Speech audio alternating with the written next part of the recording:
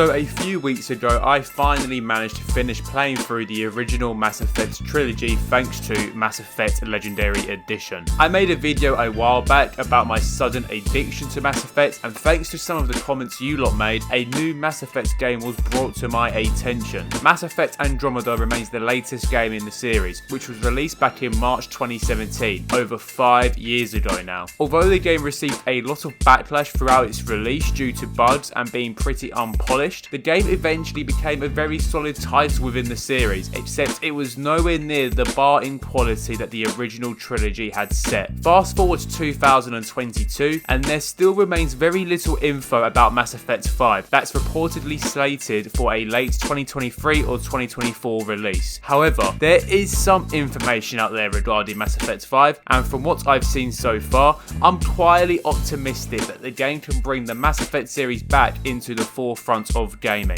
Before I begin, over 85% of viewers aren't subscribed to the channel. Take these very few seconds to quickly subscribe so you don't miss out on any future videos. Thanks. Anyways, back in December 2022, BioWare released the next Mass Effect teaser trailer. I'm not going to pretend I'm an expert in breaking down trailers, but with the presence of Liara, the familiar sounds of the Reaper's horn, and hearing Godspeed, which was first heard over the comms on Ryder's first flight with the Tempest, it all indicates that the game could follow the events from the OG trilogy and could potentially be linked to Andromeda. Personally, I do like the idea of including Andromeda in the mix. Whilst it didn't hit the heights of the first 3 games, it did expand the Mass Effect universe, so there's still a lot of potential to be had there. Of course, it's reassuring to see the signs pointing to a continuation of where Mass Effect 3 left us, and for veteran fans, I'm sure it will be a welcoming return to pick things up post-trilogy. BioWare project director Michael Gamble has already revealed some familiar names who have returned to work on Mass Effect 5. Dusty Everman has returned as a principal narrative designer who was responsible for bringing the Normandy ship to life. Parrish Lay, who had worked as a cinematic director for the original trilogy, has returned alongside programmer and technical designer Brennan Holmes, and Derek Watts, the original art director for Mass Effect, has also returned. Another key development detail that has been seemingly confirmed is that Mass Effect 5 will be built using Unreal Engine 5. Now,